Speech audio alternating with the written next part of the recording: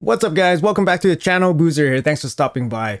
Today's video is all about Faction Wars hard mode, and I'm going to be talking about the champions that I see having the greatest value surge in this new content. These champions are basically left for dead in this game, but now have found their place potentially in hard faction wars. I'm going to give you guys a list of my top 10. Let me know in the comments below what you guys think about them. If you guys have any other you want to add to the list, let me know in the comments as well. But first, I'll show you guys my top 10 value surge champions for Faction Wars hard mode. Let's get into it. All right, guys, first, let's jump into the Shadowkin. So Shadowkin is one of the factions I've identified as having some of the harder conditions to complete with the current roster of champions that we have in the game. So let's jump into Shadowkin here, and we're going to check out some budget options here. I'm going to focus more on the epics, and first I want to take a look at Wuji.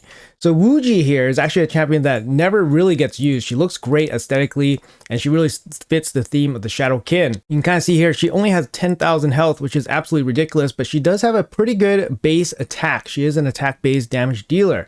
Now, if you check out her kit here real quick, she has an A1 weaken. Her A2 is actually really important, and one of the reasons why she actually has really high value for Faction Wars is that she has an AoE block buffs. Unfortunately, it's not 100%, it's 75% when fully booked, but she gives you an option for AoE block buffs.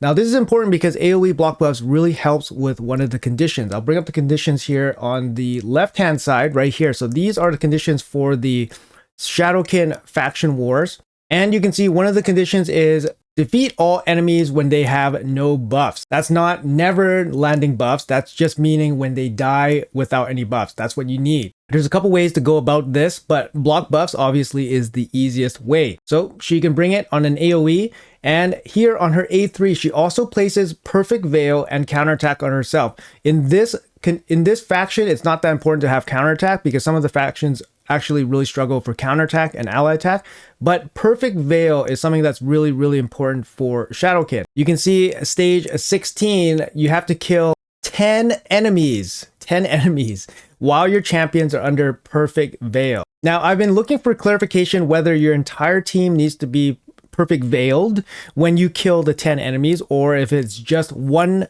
of your champions that does the killing that has to be under Perfect Veil. I'm not 100% sure. I've asked Player for clarification. They're coming back to me on this. Regardless, unless you have a team Perfect Veil champion, you require the rest of your team to have Perfect Veil. Wuji could be that champion for you, providing Perfect Veil on herself on a 3-turn cooldown. As a budget option, she actually brings quite a lot to the table. Like I said, the AoE block buffs, and of course, filling out the Perfect Veil condition for stage 16. All right, so moving on from the Shadowkin, we're going to jump to the Silven Watchers here.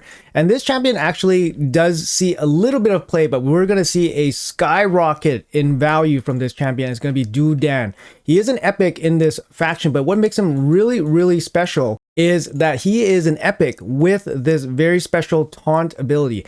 And you can see here on stage 18, I'm going to focus a little bit more on the later stages because this is what's going to really mess up people when their roster is not able to perform these special conditions, is that these taunt buffs, they're basically limited to legendary champions and Dudan. So if you have a Dudan, you can actually fill out this taunt buff condition relatively easily. It's just place 4 taunt buffs. He literally just has to cycle this 4 times and he's perfectly fine. Dudan actually sees some play, for me at least, in Centranos.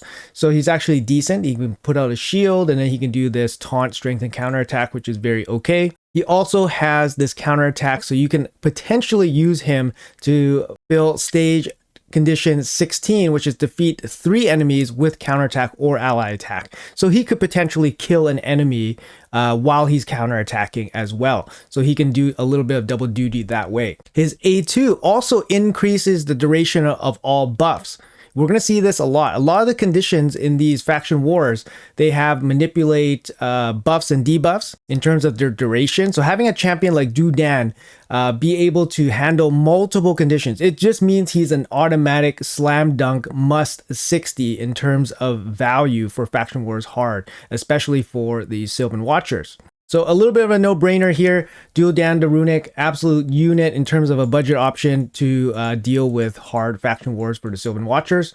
All right, guys, moving on to the Knight Revenant now. We're going to jump into here. And this epic actually does see some play, like maybe in the early game, but we don't see her coming back ever again, basically, unless you're doing Faction Wars normal mode. But we're going to look at Golden Reaper here. She actually is very, very good for hard Faction Wars. She takes care very easily some of these conditions just with her kit. Her kit's very versatile. You can use her obviously as like a generic speed boosting type champion, but she basically does decrease cooldown of one of your random ally skill by 1. So this helps you with the conditions where you have to manipulate cooldown on one of your teammates. So you can use her A1, that helps there. Her A2 decreases the turn meter of each target by 20%, so all enemies. So this also further manipulates turn meter. Again, which would make that condition very easy to complete. And then lastly, her A3 boosts the turn meter of all your allies, which again will help you clear the turn meter manipulation conditions, which is stage 13 for the Night Revenant. You have to do it 30 times. So for 30 times, you at least have an ability that affects your whole team, and you have an ability that affects all the enemies. So you can cycle through the A2 and A3 and quickly clear the stage 13 condition. And her A1 helps with condition 9, which is manipulate skill cooldowns by 15%. So she brings a little bit, total package in terms of her total kit to help you with both of those conditions. Definitely huge value surge from her. All right, jumping out of the Night Revs and moving on to the Undead. We're going to go to the Undead here, and we're going to check out one of the budget options for one of the harder conditions in this faction, and it's going to be Zelota. Zelota here, definitely a champion that doesn't get used very often. I'll say that right now. Pretty good base HP actually on him with 20,000. He's going to be really helpful for stage or condition 13. Place 15 sleep debuffs. Now this is actually not particularly easy for this faction, but Zelota has a kit full of sleep. His A1 sleeps. His A2 has shield, continuous heal, which is just generally a good move to keep your team alive, keep it topped up. And then his A3 is an AoE sleep. Now, granted that his A1 is not a very high chance at sleep, and his A3 is a conditional 100% sleep, he is by no means a great champion. But for a champion that basically goes from no value in the game to suddenly being maybe a very viable option for a tougher mid Faction Wars hard mode condition, stage 13 definitely skyrockets his value, especially in a faction that actually lacks options for this in terms of budget options. Like, yes, you can have Sifi, but we're talking Void Legos, and in this video we're not going to be talking about those obvious no-brainer picks, right? So here, as a budget option, Zelota definitely stands out here. Can support your team, can CC, and can sleep, lay on to sleeps real quick. Place 15 sleeps, that's it. He just needs to place 15 and then can basically die off, right? But great option here. Make sure you guys don't feed him off. And yeah, make sure you guys hold on to one of these guys.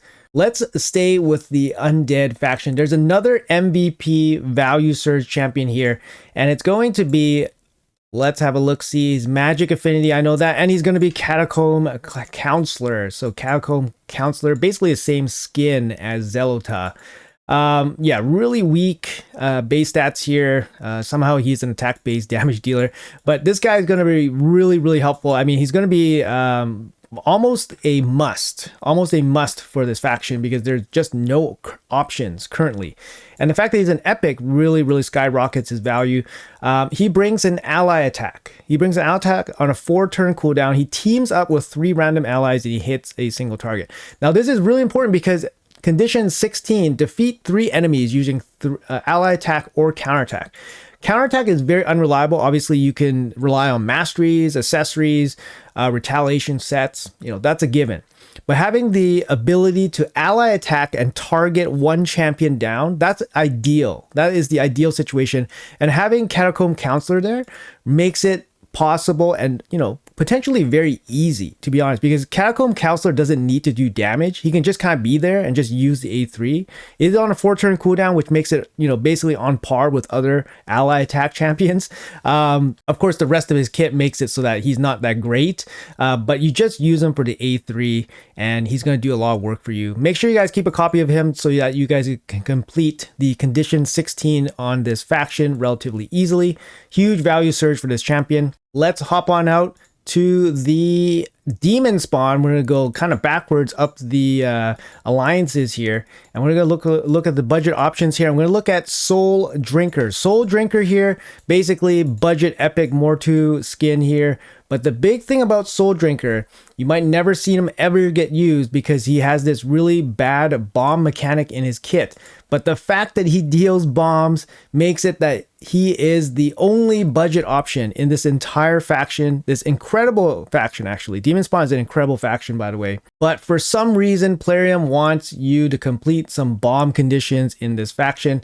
So we have stage 9, defeat 10 enemies using bomb debuffs. And stage 4 condition, defeat 5 enemies using bomb debuffs. So you're going to get a little bit of value from Souldrinker here. He is one of the, I believe, 3 champions, sorry, one is a mythical, in this faction that can provide the bombs for you. So definitely gear one out, level 1 and up. Make sure he can kill off some enemies. It's only going to be condition 4 and condition 9, so it's not going to be super high levels. So you might be able to get away maybe with a 50, and then just soften up the waves so that he can do the finishing blows, for example. But this champion never gets used, and the fact that you have to build one out just to complete these 2 conditions makes it so that his value is actually insane. And the fact that he is actually basically the only budget option that you have in this faction to complete those 2 conditions makes it so that he is that much more important. So make sure you guys keep one of these guys in your stash. Don't feed them off or anything like that, and get them ready for hard faction wars in the demon spawn. All right, guys, sticking with the bomb condition here. Now, there's only going to be, I believe, 2 factions that have bomb conditions, and that's going to be Demon Spawn, and that's going to be Ogryn Tribe. So some of the budget options from the Ogryn Tribes that are going to gain a lot of value. I could see someone like Galcut. Galcut here, he does have bombs. He does have very bad base stats, by the way. His A3 here brings an AoE bomb to everybody for 2 turns. It's on a 4-turn cooldown. And you can kind of see condition 11 for the Ogryn Tribes, defeat 10 enemies using bomb debuffs. So you really need some kind of option to land bombs. Obviously, some of the conditions like stun, provoke, can be handled with gear sets, but some of these more specific conditions I wanted to focus on because some of these champions are absolute necessities. That's why their value is so high, and that's why they are included in this video. First of all, their budget. Second of all, they're basically necessities to get through some of these conditions, and I'm going to focus on some of the harder conditions so far. Galcut, he brings the bombs so you can get through that condition 11. Defeat 10 enemies using bombs. Now, in that same kind of vein of thought, we have another bomb champion here, Grunch the Killjoy. He does have an AoE bomb here as well, so he can definitely help you get through the condition 11, kill 10 enemies with bombs. Maybe Grunch would be slightly better as a champion than Galcut, because then he actually provides a little bit of support as well with better base stats. So Grunch would probably be a better choice instead of Galcut. All right, sticking with the Ogryn Tribes again. Now, this champion is actually really important, for this faction because he's actually one of the few champions that brings AoE HP burn, and that's going to be Skrank here. AoE HP burn is really important for this because it's condition 12. It's actually one of the harder conditions in this faction, and that's why this condition is actually higher along the levels for this faction.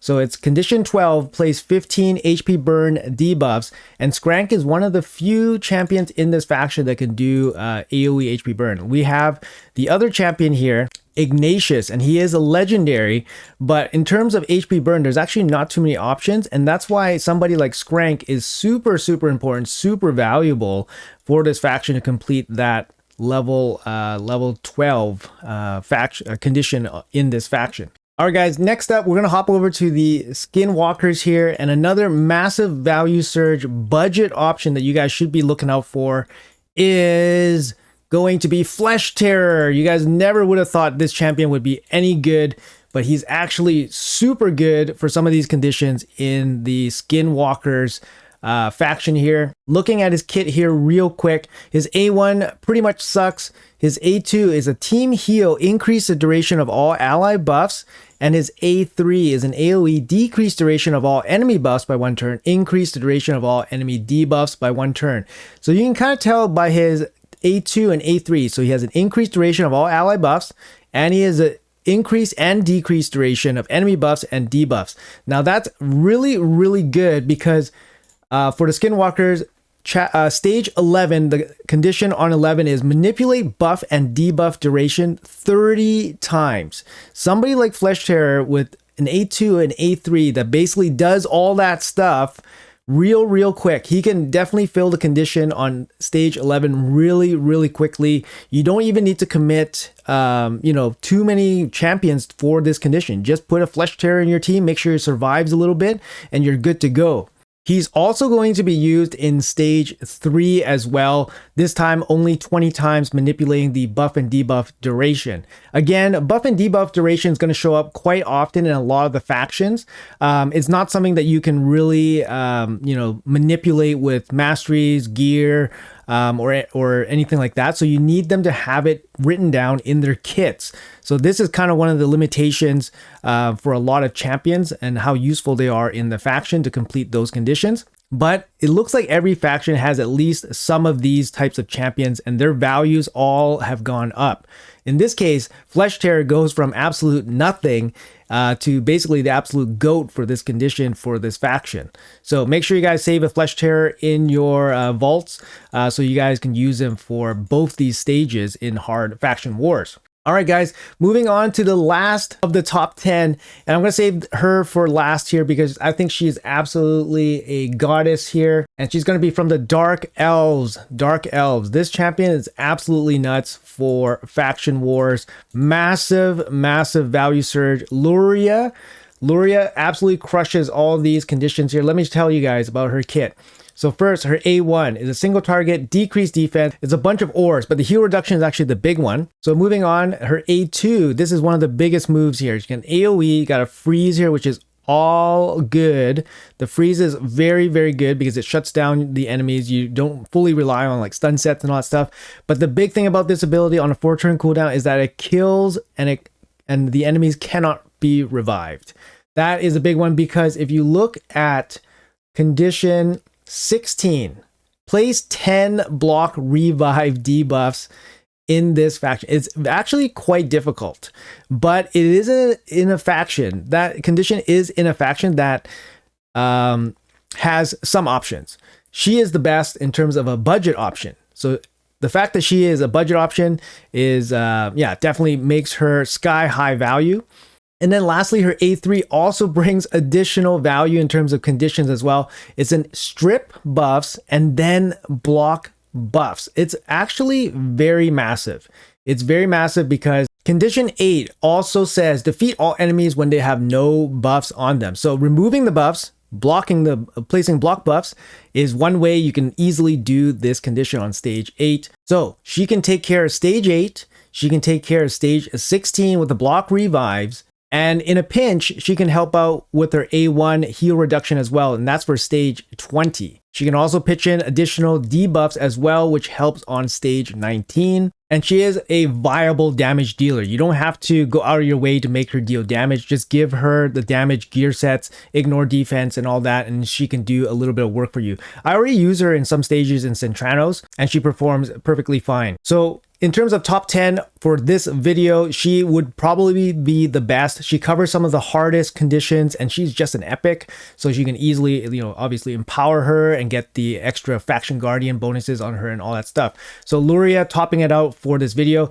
Now, let me know in the comments below what you guys think about this top 10 list. I'm calling it a budget value surge list, but I'm not calling it necessarily the best of the best champions for hard faction wars. I'm going to save that for another video in the future here. But first, this is just something for you guys to get started on day one. Let me know in the comments below what you guys think. Are you guys excited for hard faction wars? Do you guys have any sleeper champions in the vault that you guys are excited to play with? Let me know in the comments. Appreciate your time. Thanks for watching until the end, and I'll see you guys in the next video.